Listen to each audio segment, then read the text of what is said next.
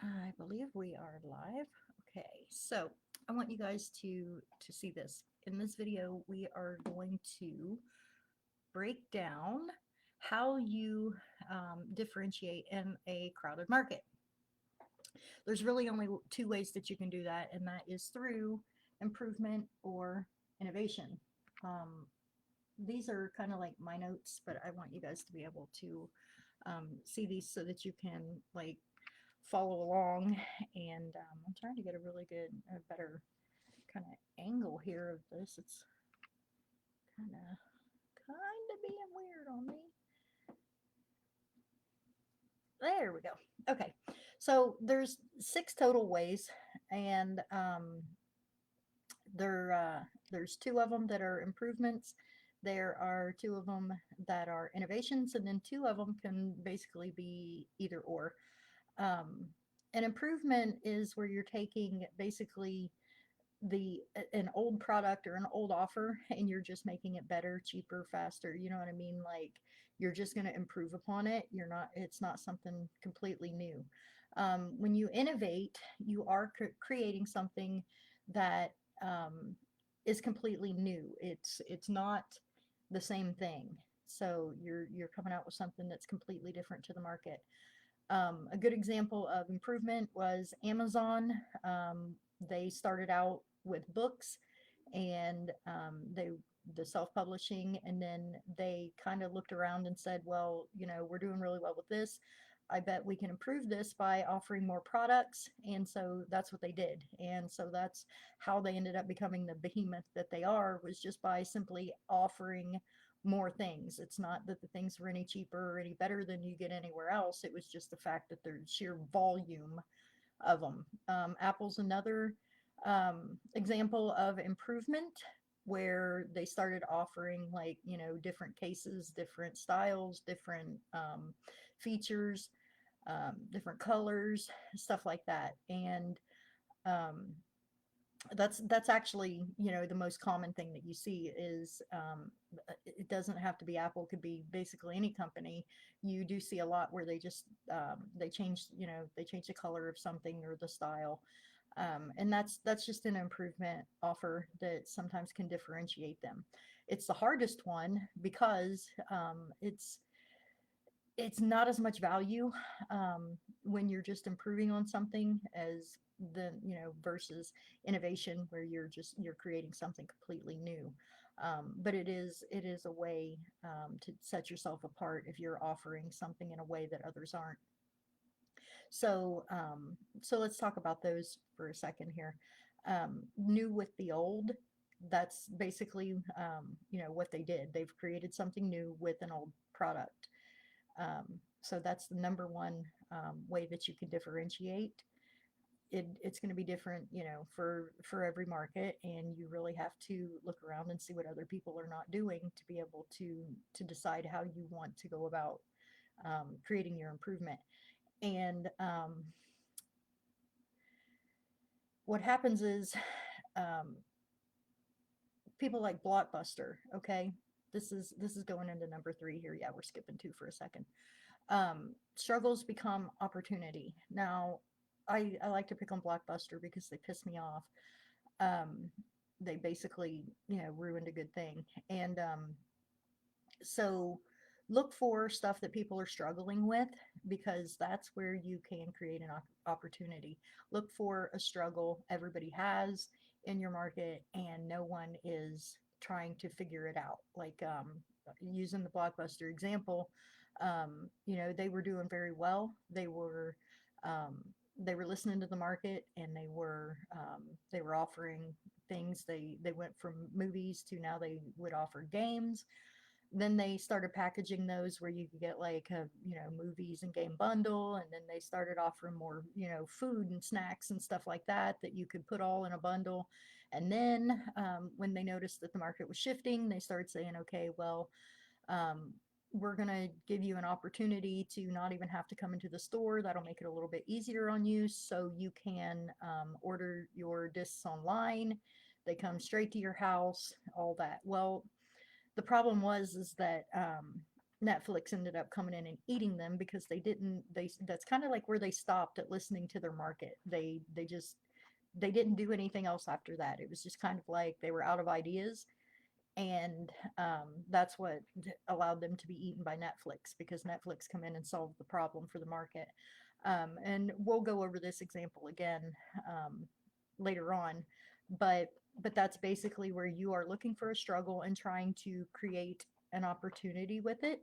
Um, another another example is, for myself, where I have tried to solve the problem with the low ticket offers, because people just getting an email is just not enough anymore. I feel like most of the time they give you a fake email anyway, and that's why they're not actually receiving these things. It's just so weird that people would do that. But if they know that the product is going to come via email, why would they give a fake email? But they do.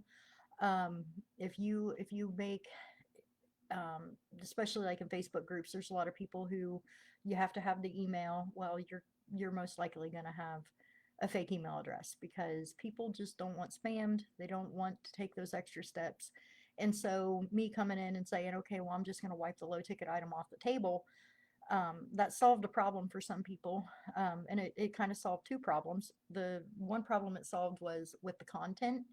Um, and that is because a lot of people don't really know what in the world to even put in front of their audience. They don't know what to say, and they get writer's block because they're like, well, what do I even talk about? Well, it's, you know now I never have to worry about what I'm going to say, because I always know I'm talking about anything that I originally would have stuck in a lead magnet.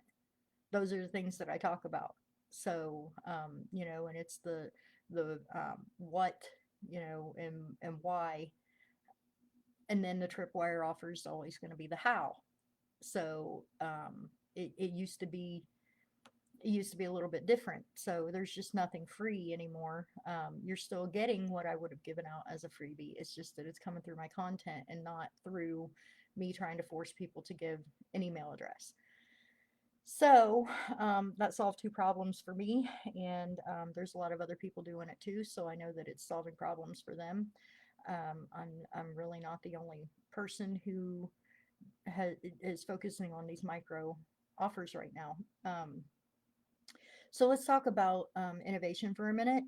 That's going to be like ClickFunnels and Tesla, the two big examples I know you guys will understand. And that's just where you're blatantly just creating something new.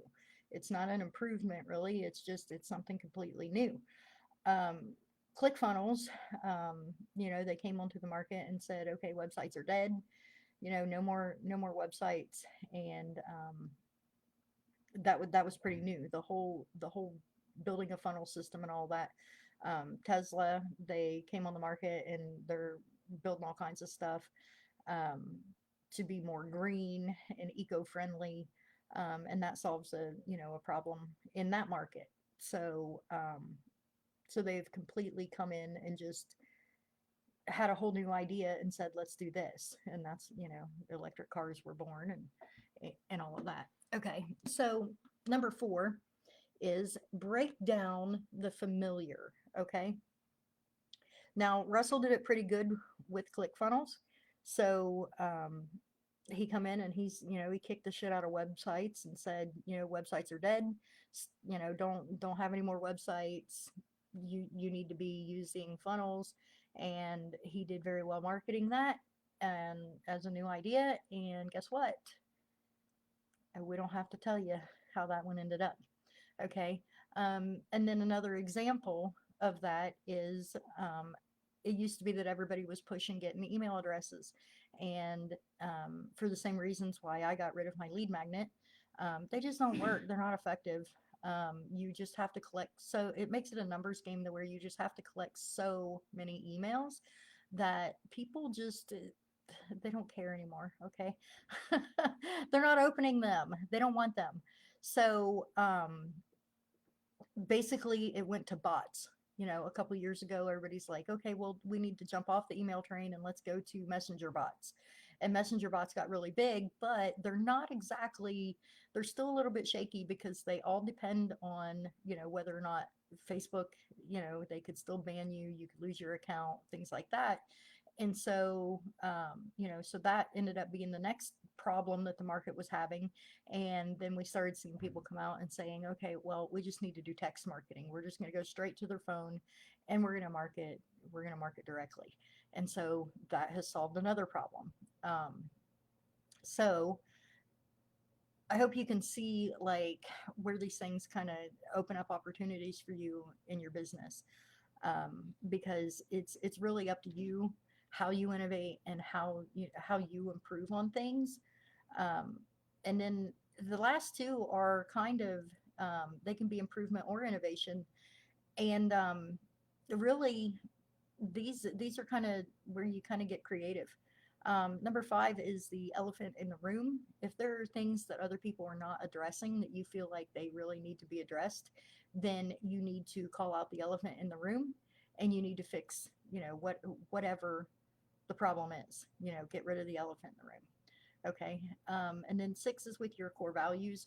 Your core values is something that, if you really play up something that you believe in, if you have a cause or a mission, um, then that can definitely set you apart from everyone else. Just depending on how you have your business structured, and how well it plays into your mission. And it can really just be something as easy as, you wanting an easier way for people to do business with you, and you just make it like really stupid easy to do business with you. Okay. Or if you really want to improve on customer experience, and improve on the experience that they're going to have with you, things like that. All right. So that's pretty much it. We've talked about you don't want to do it by price, and you don't want to do it by your personality. Those are just absolutely like completely no goes. Like I'm just saying, like, visual branding has its place, but um, it needs to be secondary, because your brand is your reputation, and it needs to reflect your values. It needs to reflect who you are, what you believe in. Um, it's it's way more valuable to people, that way, than it is to just have like pretty logos and stuff like that. So you really need to be aware of how to build your actual brand, um, so that you don't have to worry about, so many visuals and stuff like that. There's people who they think, okay, well, I'll be the crazy one with the green hair, the purple hair, whatever. um, it doesn't work, because there really isn't any value in that. So make sure that the way that you differentiate always has value, and it's always about the customer. Okay, do not differentiate based on, how easy or how much better something is for you. Make sure that the differentiation is just always, always, always about your customer. And I'll see you in the next video.